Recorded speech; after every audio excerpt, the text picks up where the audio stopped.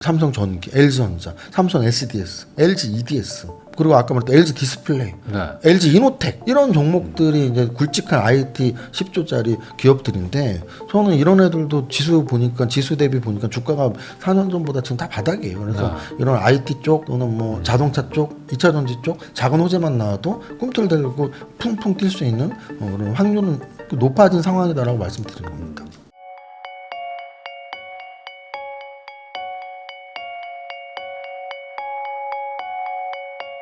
슈퍼개미 이정윤 세무사님하고 이야기 나누고 있는데요. 그 주가도 그렇지만 결국에 이제 그 말씀하셨던 지금 지수가 어쨌든 더 상승할 거로 보신다고 했는데 그 지수가 올라가려면 결국에 삼성전자, 하이닉스가 올라가 줘야 되는 거 아닌가 싶기도 하거든요. 이 반도체 쪽 특히 이제 삼성전자는 최근에 좀 구조대라고 하죠. 그래도 좀 올라오니까 다들 파신다고 뭐 7만 원만 판다고 했는데 또 안 팔고 또 계속 또 들고 가시고 막 이러거든요. 이쪽은 좀 어떻게 봐야 되는지. 일단 사실은 오늘 이제 지수가 좀 떨어졌는데 네. 아까 말씀드렸지만 오늘 지수가 떨어진데 여러 가지가 이유가 있지만 그 중에 한몫을 한 거는 반도체 관련주 악재였어요. 그래서 오늘 삼성전자 한 2% 가까운 하락, SK항공 3% 이상 하락이 나왔거든요. 이게 이제 아직 끝나지 않은 관세 재료들 때문이었어요. 그래서 뭐 품목별 관세 중에 반도체주는 뭐 200~300% 때릴 거야 어쩔 거야 뭐 이런 트럼프 또 그냥 결국은 지금 저는 그렇게 생각해요. 우리나라는 세제 개편안을 포함한 증시에 대한 대책들이 어떻게 나오느냐가 중심이라면 미국은 그냥 트럼프의 입이 중심이다. 트럼프가 갑자기 무슨 말 할지 모르니까 푸틴하고 만난다고 해놓고 뭐 아무 성과도 없이 끝나고 주식 투자자들 주식시장이 제일 싫어하는 그걸 다 갖고 있어요. 갑작스러운 예기치 못한 그래서 또 예기치 못한 반도체 악재가 나와서 오늘 좀 떨어지긴 했지만 생각보다 큰 축인 건 아니거든요. 그래서 또 이미 또 품목별 관세는 예견이 돼 있었고 근데 예견돼 있던 것보다 좀 더 세게 때릴 것처럼 말을 한 건데 뭐 또 지켜봐야겠지만 어쨌든 이제 그 부분은 요 정도로만 마무리를 짓고 그러면 이제 질문하신 것처럼 큰 틀로는 어떻게 볼 것인가 해서 이제 저 자료가 제일 중요한 것 같아요. 반도체 업종을 전체적으로 과거에는 어떻게 봤냐면 정말 과거죠. 한 10년, 20년 전에 제가 주식 오래 했으니까 그때는 반도체 삼성전자나 SK하이닉스는 정말 비슷하게 움직였고요. 물론 삼성전자가 좀 더 안정적인 회사하고 글로벌 탑 기업이었으니까 좀 더 빠르게 움직인다면 SK는 그냥 따라가는 정도. 근데 그때 이 두 종목의 아주 중요한 지표는 뭐 필라델피아 반도체 지수이기도 하지만 그냥 메모리 가격이었어요. 메모리 가격이 올라가면 얘네는 좋은 거고 메모리 가격이 떨어지면 얘네는 나쁜 거예요. 그래서 뭐 재고가 많이 쌓여 있대, 경쟁이 심화된대, 그럼 주가 떨어지고, 재고 다 소진됐대. 그래서 이제 뭐 가격 경쟁력도 생기고, 뭐 메모리 가격이 올라간대. 그럼 또 다시 좋아지는 거고. 그 당시는 어느 정도냐면 제가 아는 지인이 용산 반도체 뭐 이런 사업을 하고 있었거든요. 그런 전자상가에서 몇 달에 한 번씩 저한테 확인 전화가 와요. 요즘 어때? 요즘 뭐 메모리 반도체 올라서 좀 재고 좀 사놓을 거. 그러니까 그 친구는 저거죠. 반도체 메모리를 아예 뭐 1억어치 사놓고. 왜냐면 메모리 가격이 이렇게 변동이 있으니까. 그 변동에 따라서 저한테 이제 저는 삼성전자를 비롯한 반도체 관련주들을 보기 위해서 메모리 가격을 보는 거고. 그 친구는 실제 메모리를 재고로 1억어치 쌓아놓고 그게 이제 올라가면 그 미리 사놓은 게 좋은 거니까. 그런 시대였어요. 근데 요즘은 사실은 삼성전자, SK하이닉스 주가에 메모리 가격이 물론 영향을 미치겠지만 그게 가장 큰 재료는 아닌 거죠. 과거에는 절대적인 재료였다면 지금은 그냥 한 20~30%의 재료? 그럼 왜 그렇게 됐냐? 이거는 너무나 명확하게 AI 시대가 열렸고 그래서 우리가 보통 메모리 반도체의 반대편에 있는 다른 영역이 비메모리 반도체인데 과거에는 비메모리 반도체가 이게 컴퓨터에 쓰이지 않는 뭐 스마트폰이나 뭐 이런 쪽 전자기기에 들어가는 걸 비메모리가 했는데 그게 이제 AI 시대가 열리면서 GPU 쪽으로 들어가는 이런 것들 또는 엄밀히 말하면 그것도 메모리라고 할 수 있지만 HBM 같은 이제 새로운 게 나온 거죠. 그러면 이제 이게 과연 과거처럼 단순한 메모리 반도체 가격의 변동으로 세상에서 똑같은 걸 만들어서 그렇게 바뀌냐 하면 그렇지 않은 거죠. 왜냐면은 HBM은 만들긴 하지만 엔비디아에 들어가냐 안 들어가냐로 이제 막 주가가 엄청 영향을 받았으니까. 그 이유는 뭐냐면 저런 거죠. 뭐 미국의 빅테크가 확실히 대단한 기업들인 거죠. 그래서 이제 엔비디아는 미국의 시총 1위가 아니라 세계 시총 1위가 되는 세상이었고 그러면은 결국은 그 회사에 납품이 된다라는 거는 어느 정도의 매출과 이익이 보증이 되는 거니까. 근데 이제 SK하이닉스는 엔비디아의 납품이 계속되고 매출이 나오고 그래서 지난 분기인가는 삼성전자보다 맞아. 최초로 더 많은 실적이 나왔단 말이죠. 네. 그거는 엔비디아향 HBM 아니고서 나올 수 없는 숫자란 말이죠. 그래서 그 부분이 이제 주가에 많이 영향을 미친 거라면 그럼 아까 제가 말씀드렸던 어느 정도 주가 레벨 차이가 있었냐면 4년 전 지수 최고점 역사적 신고가 시대가 이제 막 3,316을 돌파하면 나온다고 했는데 네. 그 시대의 주가 삼성전자의 그때와 지금 주가, SK하이닉스의 그때와 지금 주가를 비교한다면 삼성전자는 그때 주가보다 한 지금 그나마 좀 올라와서 한 20% 마이너스 20% 25% 수준이에요. 네. 마이너스 25%. SK하이닉스는 그때보다 지금 한 2배 수준이거든요. 그러면은 같은 동시기에 지수가 딱 비슷한 위치에 올라와 있는데 지수 관련 대형주 1위인 삼성전자는 지수가 비슷한 위치에 올라왔는데 거기보다 25% 낮은 가격대에 있고 네. 우리나라 시가총액 2위인 SK하이닉스는 비슷한 지수대에서 그때보다 2배나 높은 위치에 있고 그거는 엔비디아 향 수출 말고는 설명이 안 돼요. 그래서 딱 그렇게 설명할 수밖에 없는데 근데 최근에 변수가 생긴 거죠. 네. 많은 사람들이 주목을 할 때는 야, 삼성전자도 결국은 엔비디아에 납품 안 되면은 네. 이건 뭐 죽었다 깨어나도 저기 못 따라가가 그게 기정사실이었어요. 기정사실이었는데 최근 한 달 정도에 2번의 재료가 스트레이트로 나온 거예요. 테슬라, 그러니까. 애플. 그러면 이게 갑자기 띵한 거죠. 엔비디아는 어차피 못 들어갔는데 여기라도 테슬라랑 애플도 방구는 끼는 애들인데 거기에 그래도 납품이 된다고 하는. 그래서 그게 재료 약발이 먹힌 거예요. 네. 먹혔어요 그게. 그래서 최근 한 달 정도 7월 이후부터의 주가 흐름을 보면 삼성전자는 상승이고 아마 SK하이닉스는 보합이나 좀 떨어졌을 거예요. 네.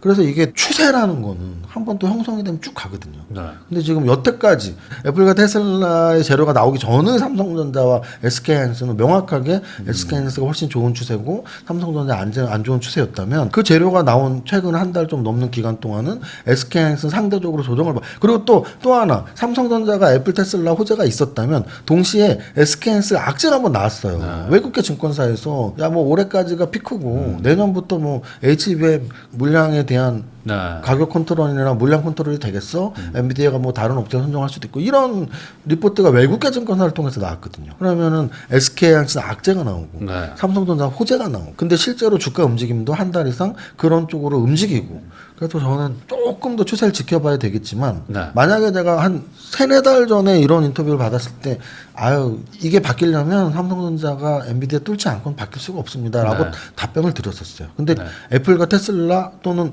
SK하이닉스의 외국계 증권사의 악재 이 시점 이후의 주가 움직임을 봤을 때 한두 달 정도 만약에 삼성전자가 잘 버티고 SK하이닉스 못 버틴다면 그게 또 추세로 형성돼서 삼성전자는 아까 제가 말씀드린 거랑 또 일맥상통하는 게 네. 하나가 뭐가 있냐면 요 삼성전자 SK하이닉스 두 개를 예를 딱 들 때 이해가 쉬운 게 아까 제가 조선 방산 원자력은 지수 대비 지수는 이제 딱 고점에 와 있는데 그 4년 전보다 10배씩 오른 업종들이거든요. 5배, 10배씩. 네. 그런데 2차 전지는 좀 고점 그렇죠. 대비 막 4분의 1토막이 난 종목들이고 그랬을 때 많이 떨어진 애들이 좀 올라가고 많이 오른 애들이 못 올라가는 게 이 키 맞추기라고 하는데 키 맞추기가 이 시장을 유행으로 된다면 네.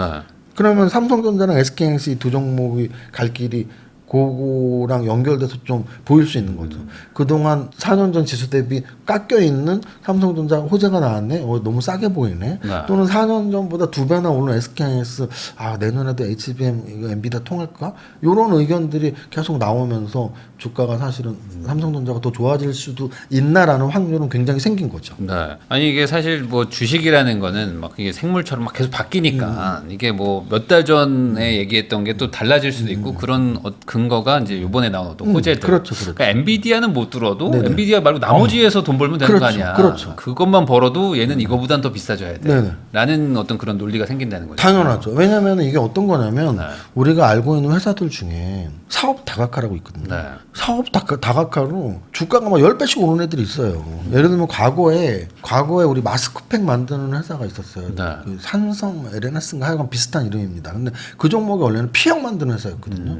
그래서 이렇게 가죽 제품 만드는 회사에서 네. 이렇게 마스크팩을 만들었는데 그게 중국에서 대박이 나고 그 당시 주가가 한 20배가 올랐어요. 그리고 최근에는 VT라는 회사가 있어요. 네. VT라는 회사가 원래 자동차 부품 만드는 회사였는데 VT라는 회사에서 그 이렇게 리들샷이라고 네. 피부 좋아지는 제품을 만들었는데 그게 대박이 난 거예요. 그래서 주가가 10배 올랐어요. 네. 그래서 어찌 보면은 원래 하고자 했던 거랑 방향이 좀 달라졌지만 엔비디아는 못 들었어도 애플 테슬라 뚫은 게 정말 삼성전자의 앞으로 굉장히 중요한 네. 역할이 될 수 있다. 또 더 중요한 건 뭐냐면 지금 시대가 저런 거죠. 로봇의 시대고 네. 자율주행 시대가 가까워지고 있기 때문에 오히려 애플하고 테슬라의 관계가 좀 이렇게 좋아질수록 삼성전자에 어떤 또 새로운 기회가 생길 수도 있지 않나 이런 생각이 듭니다. 거기다가 요즘에는 저 모바일 쪽도 애플이 조금 좀 힘을 좀 잃고 있는데 시장 점유율도 살짝 빠지고 있는데 좀 이제 갤럭시 쪽은 좀 요즘 잘 만든다 이런 얘기들 좀 있거든요. 요걸로도 안 될까 어떻게 이렇게 잔잔바리 다 모아가지고 실적이 좋아지는. 그래서 사실은 이제 삼성전자 같은 경우는 저는 그것보다 더 저는 좀 기대를 하는 거. 네. 외국의 빅테크들은 계속 이제 새로운 사업, 신사업들에 대한 경로를 넓히려고 하는 거죠. 네. 우리가 테슬라가 전기차만 만드는 회사라면 주가는 벌써 끝났어야 돼요. 네. 근데 자율주행 쪽으로 계속 또는 로봇 쪽으로 계속 이렇게 힘을 실으려고 하는 거죠. 네. 그래서 저는 삼성전자도 사실은 큰 사업부 3개, 반도체, 네. 모바일, 그냥 전자제품. 네. 근데 그 중에 뭐 매출 비율 명확하게 반도체가 가장 높을 테지만, 근데 이제 여기서 좀 신사업적으로 로봇이랄지, 네. 뭐 자율주행 전장 제품이랄지, 뭐 이런 쪽으로 좀 획기적인 좀 뭐가 나오면 훨씬 좋지 않을까 이런 생각은 해봐요. 네. 그러면은 좀 심플하게 얘기해서 지금의 삼성전자 주가 정도라면은 뭐 고평가는 당연히 아니고 어찌 보면 괜찮은 구간이라고 봐야 될까? 지금까지 말한 이런 여러 가지 재료들 때문에 네. 3달 전보다 지금 상황은 훨씬 좋아졌다고 생각합니다. 그러니까 결국은 숫자로 찍히는 것도 있지만 미래의 가능성을 먹고 사는 게 주가의 움직임인데 네. 요즘에 나왔던 재료들은 삼성전자가 그래도 아무것도 안 하는지는 않고 있구나. 그냥 막 침몰되고 있었던 건 아닌가 보다. 왜냐면은 3-4달 전까지 분위기는 안 좋았죠. 침몰되는 분위기였어요. 네. SK하이닉스는 주가가 막 2배씩 올라가는데 삼성전자는 그나마 요즘 들어서 한 20% 깎여 있는 거지. 저거 6만 전자 이럴 땐 9만 원에서 6만 원은 30% 이상 35% 40%거든요. 그러니까요. 그래서 같은 반도체 업종이 아니네. SK하이닉스는 2배 오르는데 쟤는 40% 깎였네. 이런 상태에서 그래도 좀 회복을 하고 있고 그게 단순한 재무제표에 찍히는 숫자도 있지만 미래의 가치, 미래의 기대감 같은 건 분명히 조금씩 낮아지고 있다 이렇게 좀 보여져요. 그러면은 전반적으로 아까 2차 전지 얘기해 주신 것도 뭐 비슷한 결이지만 너무 지금 올라가 있는 것보다는 지금은 약간 좀 눌려 있고 향후 전망이 좀 좋을 만한 걸로 좀 사놓자. 이게 지금의 어떤 투자 방향이라고 봐야 될까요? 아무래도 네. 사실은 그게 이제 가장 최근에는 어떤 이슈가 있었냐면 원래 조방원 그냥 조방원이에요. 네, 조선, 방산, 원자력은 작년부터 움직였단 말이에요. 네. 근데 지주사 금융주는 연초 좀 늦게 오는 애들은 4월부터 5월부터 네. 움직였거든요. 그 이유는 명확하게 상법 개정안 때문이었거든요. 근데 상법 개편 때문에 움직였는데 지주사 금융주의 공통점은 뭐냐면 정말 주가가 몇 년 동안 안 오른 저 PBR 주들이거든요. 근데 저 PBR주인데 막 반짝 뜬 거죠. 제로 때문에. 야, 이 상법 개편되면은 지주사가 호재야. 금융주가 호재야. 네. 얘네 얼마나 이익도 좋고 PBR도 낮은데 배당 많이 하고 앞으로 하면은 뭐 주주 환원 해주고 하면은 얘네는 주가가 올라가야 돼. 정부에서 많은 지원을 해줄 거야. 뭐 이런 기대감이거든. 근데 거기에는 아까 말씀드렸지만 그런 여러 가지 약발에 먹혔던 건 안 오르는 종목이었다라는 거죠. 네. 그래서 그런 관점에서 최근에 삼성전자 2차 전지가 움직이는 걸 본다면 안 오르는 애들한테 조금의 호재거리만 생겨도 좀 팍팍 올릴 수 있는. 그래서 저는 저런 것도 봐요. 그 남북 경협주들이 네. 요즘에 좀 움직이고 있는데 그중 굵직하게 뭐 건설주 과거에 크게 보면은 뭐 건설주라 SOC 이런 쪽도 많이 움직였거든요. 아직은 그 단계가 아니지만 뭐 트럼프 대통령하고 이재명 대통령 곧 만나지 않습니까?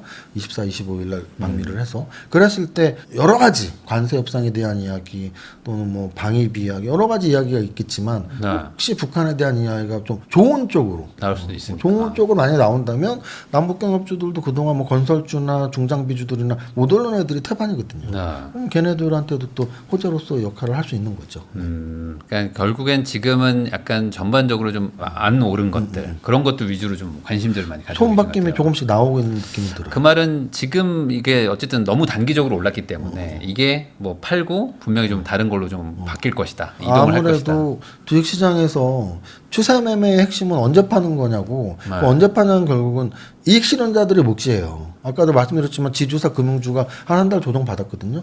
그러면은 최근 한 달 동안 손바뀜으로 들어간 세력보다 네. 바닥에서 사서 번 고점에서 판 사람들은 훨씬 스마트머니라고 하는 그 스마트머니거든요. 네. 그럼 스마트머니들은 결국은 또 그런 이동을 꿈꾸고 있을 거라는 거죠. 얘네 우리 꽤 벌었어. 아직 저기 출발하는 애들로 갈까? 이런 스마트머니의 움직임이 우리가 보통 말하는 키 맞추기, 업종 간 키 맞추기. 한 업종만 계속 올라갈 수 없는 건 결국은 이익실현 매물이 존재한다는 거고. 그게 이제 언제 나오는지를 계속 지켜봐야 되는데 많이 오른 애들일수록 조금씩 고점에서 힘겨워하고 있다.